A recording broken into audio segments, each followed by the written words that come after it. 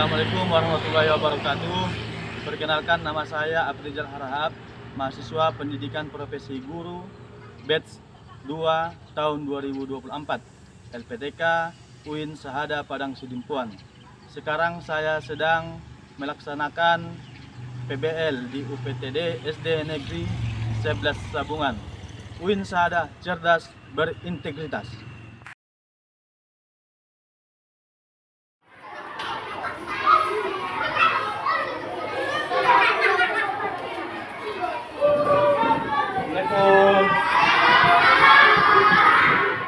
Assalamualaikum warahmatullahi wabarakatuh. Waalaikumsalam warahmatullahi wabarakatuh. Apa kabar anak-anak Bapak semuanya?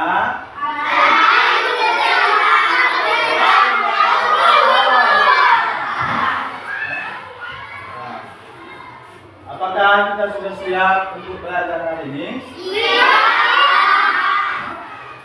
Ini duduknya sudah bagus itu, Pak? Ada yang belum sarapan? Sudah sarapan semua kan? Jadi kita mulai pelajaran kita. Kepada ketua kelas, Padri pimpin doa belajar apa? Sebelum belajar, mari kita baca doa. Doa dimulai.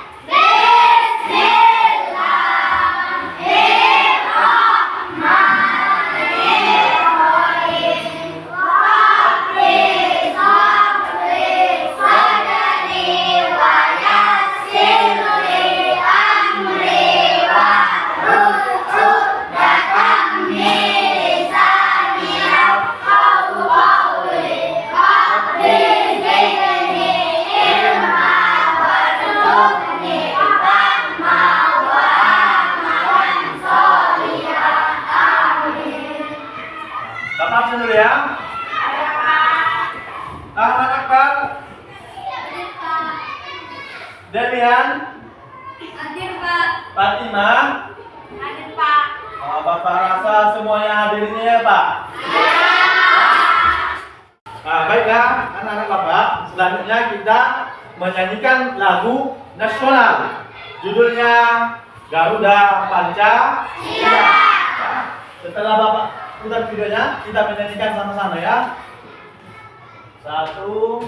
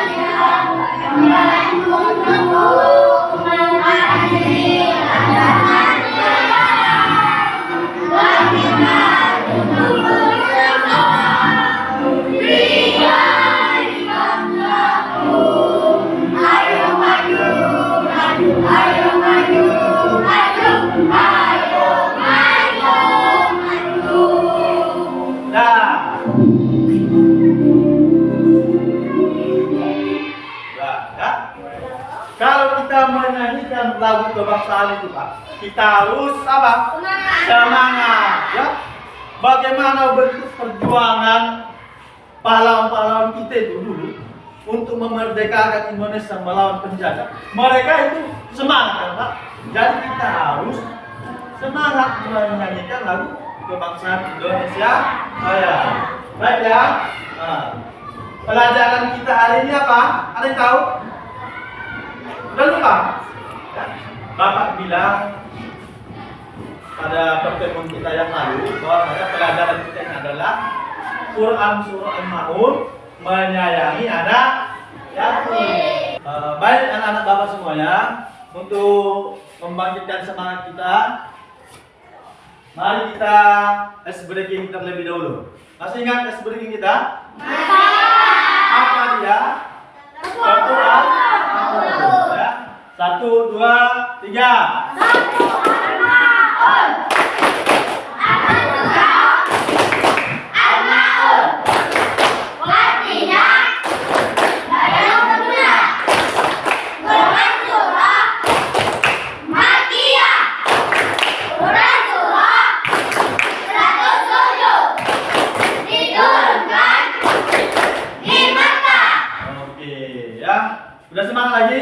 Ya, bisa konsentrasi lagi? Oke, baik. Di sini ada sebuah video tentang menanamkan kepedulian terhadap anak yatim. Marilah kita simak video yang Bapak tampilkan ya.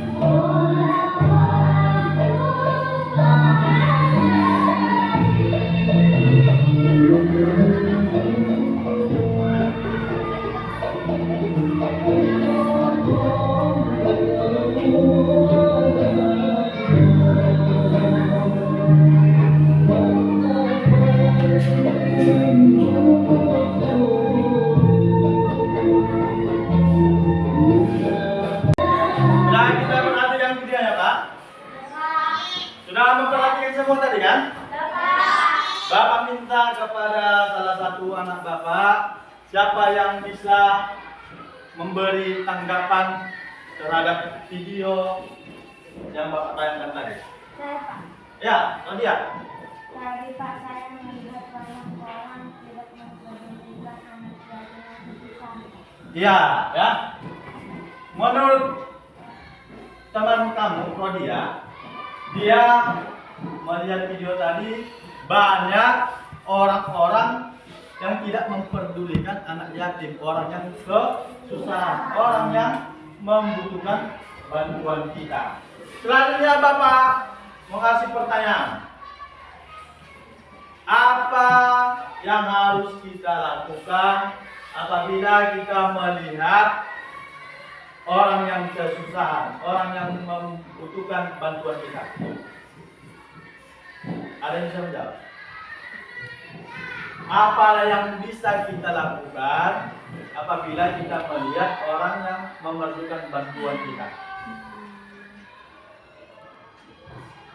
Ya, Kadri. Apa Pak? Menolongnya ya. Kalau ada orang membutuhkan pertolongan kita, kita harus menolongnya, membantunya sesuai apa yang dibutuhkannya ya. Datang orang minta sedekah sama kita, apa yang kita kasihkan? Kita kasihkan uang. Kalau nggak ada uang kita, boleh kita bersedekah dengan makanan. Kalau nggak ada makanan kita, barang yang berguna. Sudah lihat? Ya. A'udzubillahi minasyaitonir rajim. Bismillahirrahmanirrahim. Ara'aital ladzi yukadzibu bid-din, fadzalikal ladzi yad'ul yatim wa la yahuddu 'ala ta'amil miskin. Fawailul lil musallin alladzina hum 'an shalatihim sahun alladzina hum yurahun wa yamna'unal ma'un. Ada yang artinya? Ya. Jadi artinya arti surah Al-Maun yang pertama, tahukah kamu orang yang mendustakan agama? Yang kedua, apa bacanya Pak? Maka itulah orang yang menghati anak yatim. Ketiga, dan tidak mendorong memberi makan orang miskin. Empat, maka celakalah orang yang sholat. Lima, yaitu orang yang lalai terhadap. Enam, yang berbuat ria. Tujuh, dan enggan memberikan bantuan. Jadi dari ayat ini kita harus menyayangi anak yatim, membantu orang yang memerlukan bantuan. Ayat berapa dia? Ayat kedua. Maka itulah orang yang menghardik anak yatim. Jadi kita tidak boleh menghardik anak yatim. Contoh menghardik anak yatim apa? Contohnya memarahi anak yatim, mengejek anak yatim, itu tidak boleh. Dan tidak menolong memberi makan orang miskin. Nomor 3 artinya. Dan tidak mendorong memberi makan orang miskin. Di video tadi yang pertama itu kan, anak-anak tadi itu termasuk orang kaya atau orang miskin? Tidak ada yang mau menolongnya, membantunya. Sudah paham? Ada yang belum paham, Pak? Sudah paham semua? Akan membagikan lembar kerja kelompok kita ya. Nah, sudah bagi kelompok kita kan? Kelompok 1 ini, kelompok 2, kelompok 3, dan kelompok 4. Ya. Ini dia lembar kerjanya.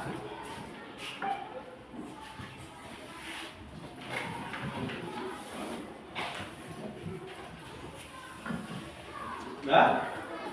Lembar kerjanya tadi sudah Bapak jelaskan kan? Yang soalnya ini,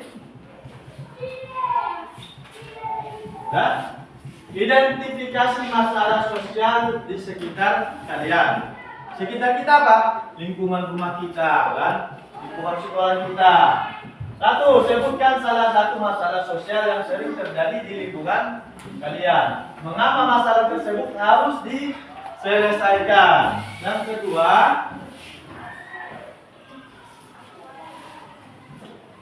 menganalisis masalah berdasarkan surah Al-Maun.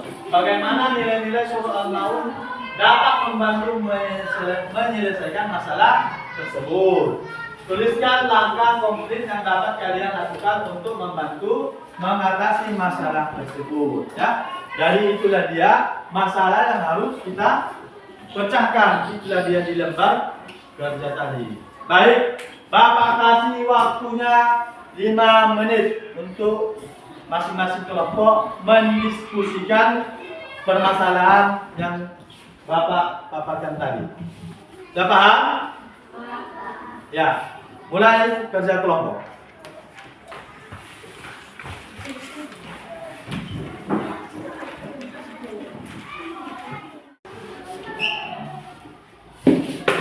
Bagaimana kerja kelompoknya, Pak? Ada yang kurang dipahami? Ini kelompok 3, sudah? Kelompok mana yang bermasalah, yang kurang memahami?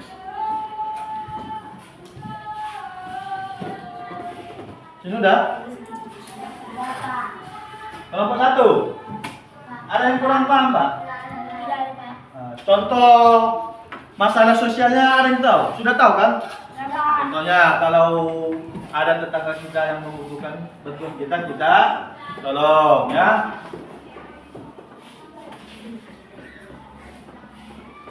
Contohnya apa lagi? Untuk mengatasi masalah untuk anak yatim itu bagaimana apa kita? Solusinya membantu orang itu bagaimana? Ya. Contohnya kita membentuk komunitas sosial ya. Komunitas sosial itu kita buat ini, Pak. Kelompok kita ya, masing-masing kelompok komunitas itu membawa barang atau pakaian yang tidak kita gunakan di rumah, tapi yang bagus lagi pakaiannya, pakaian bekas kita, kan? Bisa lagi dipakai juga. Nah, itu bisa kita sumbangkan. Kita kasihkan sama anak-anak yatim, orang-orang miskin yang membutuhkannya, Pak. Udah? Kamu sudah? Sudah selesai kerja kelompoknya, Pak? Sudah ada hasilnya? Sudah kan? Nah, Bapak minta kepada kelompok 3 untuk mempresentasikan, membacakan hasil diskusinya. Nah, Ya, anak Bapak Rahman, bacakan hasil diskusinya. 2. Identifikasi masalah sosial di sekitar kalian. A. Sebutkan salah satu masalah sosial yang sering terjadi di lingkungan kalian. B. Mengapa masalah tersebut harus segera diselesaikan? Jawaban bagi A. Pengabaian terhadap anak yatim, ketidakpeduli terhadap orang miskin. B. Karena kewajiban agama amanah dari Allah. Islam mengajarkan kita untuk saling tolong menolong, terutama kepada yang dan membuktikan teladan Rasulullah Sallallahu Alaihi Wasallam selalu memberikan contoh dan menolong orang miskin, anak yatim dan mereka yang lemah. Ya, tepuk tangan untuk kelompok 3. Nah, selanjutnya Bapak minta kepada kelompok 1 untuk membacakan hasil diskusinya. Ya, anak Bapak dapat. Identifikasi masalah sosial di sekitar kalian. Pengabaian terhadap anak yatim, ketidakkan terhadap orang miskin. Karena kewajiban agama, amanah dari Allah. Islam mengajarkan kita untuk saling tolong menolong, terutama kepada yang dan membutuhkan teladan Rasulullah SAW selalu memberikan contoh dan mendorong orang miskin, anak yatim dan mereka yang lemah. Ya, tepuk tangan kelompok 1. Dari hasil diskusi kita yang disampaikan kelompok 2, kelompok 3 dan kelompok 1, ada yang mau bertanya kepada kelompok 1 atau kelompok 2? Siapa yang mau bertanya? Ya. Siapa yang harus kita tolong? Ya, pertanyaan dari si Seli, Pak ya, kepada kelompok 2. Siapa yang harus kita tolong? Siapa-siapa yang harus kita tolong? 1. Anak yatim. 2. Orang miskin. 3. Orang yang membutuhkan. Ya, ya, yang harus kita tolong tadi Anak yatim. anak Yatim. yatim, Orang miskin. orang miskin. Orang yang membutuhkan. Ya, orang yang membutuhkan. Ya, tepuk tangan kepada kelompok 2. Dan ya, dari hasil kerja kelompok kita ini bahwasanya tadi permasalahannya apa yang nomor 1? Apa pertanyaannya? Permasalahannya apa nih? Identifikasi masalah sosial di sekitar kita. Ya, di sekitar kita ini banyak terdapat anak-anak yatim, banyak terdapat orang-orang yang miskin, yang membutuhkan. Ya, jadi kita sebagai umat Islam kita harus apa? Menolong, wajib menolong orang yang membutuhkan karena sudah diperintahkan oleh agama. Ini dia apa? Amanah dari Allah. Islam mengajarkan kita untuk saling tolong menolong, terutama kepada yang lemah dan yang membutuhkan. Ya. Contohnya, kalau kita di sekolah belajar, ada kawan kita yang membutuhkan. Nampak kita apa? Bajunya sudah koyak-koyak, ada yang koyak kan? Nah, kalau ada baju abang kita di rumah, abang kita yang sudah tamat, kita bawakan bajunya, kita kasihkan sama kawan kita. Itu bentuk menolong itu kan? Kalau di lingkungan rumah kita, tetangga kita, apa contoh yang menolongnya?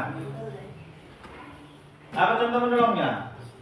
Nah, contoh menolongnya itu ketika kita punya kendaraan, Pak, dia minta tolong membawakannya berobat ke rumah sakit.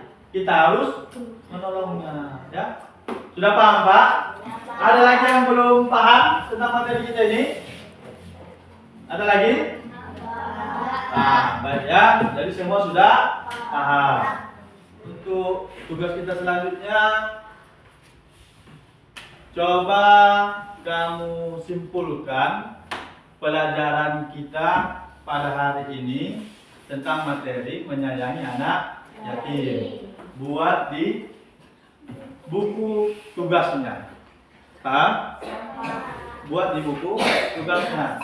Materi apa yang sudah kita pelajari hari ini, ya? Nah, Bapak kasih waktunya. Siap, Pak. Kalau sudah siap, boleh dikumpul, Pak. Ini kumpul.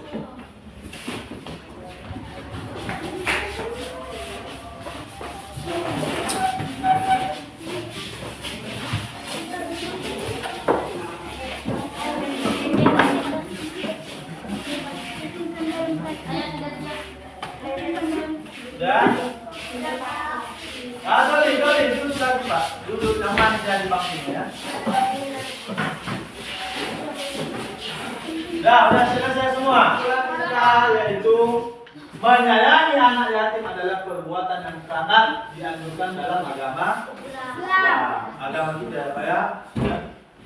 Orang yang menyayangi anak yatim akan mendapatkan pahala yang besar dan berpeluang masuk surga. Ada hadisnya, Pak. Nabi Muhammad itu menjelaskan hadis tentang menyayangi anak yatim itu. Yang hadisnya, aku dan orang-orang yang menyayangi anak yatim seperti ini, ya, seperti ini di surga. Maksudnya apa ini, Pak? Dua jari telunjuk sama jari tengah ini dekat-dekatan, Pak. Dekat-dekatan kan? Kita menyayangi anak yatim itu, kita dekatnya sama Rasulullah, sama Nabi Muhammad itu seperti jari telunjuk dan jari tengah. Berarti di samping kita lah Nabi Muhammad nanti kalau kita benar-benar menyayangi anak yatim. Ya. Kesimpulan selanjutnya, merawat dan membanggakan anak yatim adalah tanggung jawab bersama seluruh umat manusia. Ya. Mau dimanapun anak yatimnya, Pak, mau di kampung kita atau pergi kita rekreasi, banyak orang minta kan? Dimanapun kita berada, kita harus saling menyayangi, menolong anak-anak yatim, orang yang membutuhkan bantuan kita. Selanjutnya, dengan menyayangi anak yatim, kita dapat menumbuhkan rasa kepedulian terhadap sesama. Peduli terhadap sesama ini apa maksudnya, Pak? Tadi Bapak tayangkan video itu kan, menayangkan video lagi. Ada yang mau nangis tadi? Ada yang mau nangis? Ada, Pak. Berarti kalau ada yang mau nangis dia, Pak, terharu dia melihat video yang tadi itu, berarti masih ada di hatinya rasa peduli. Rasa peduli sesama manusia, apalagi anak yatim. Jadi demikianlah pelajaran kita hari ini. Bapak mau tanya lagi, apakah pelajaran kita hari ini menyenangkan? Senang? Mudah dipahami? Oke, alhamdulillah. Pelajaran kita yang akan datang, kita akan belajar praktek sholat. Benar? Belajar praktek sholat. Sudah ada yang bisa sholat sini? Sudah ada yang hafal bacaan sholatnya? Mulai dari niatnya sampai salam. Sudah hafal semua? Ada yang sudah hafal, ada yang belum hafal. Jadi itulah pelajaran kita untuk minggu depan, pertemuan selanjutnya ya. Demikian pelajaran kita ini. Mari kita tutup pelajaran kita dengan mengucapkan hamdalah. Alhamdulillahirabbil alamin. Assalamualaikum warahmatullahi wabarakatuh.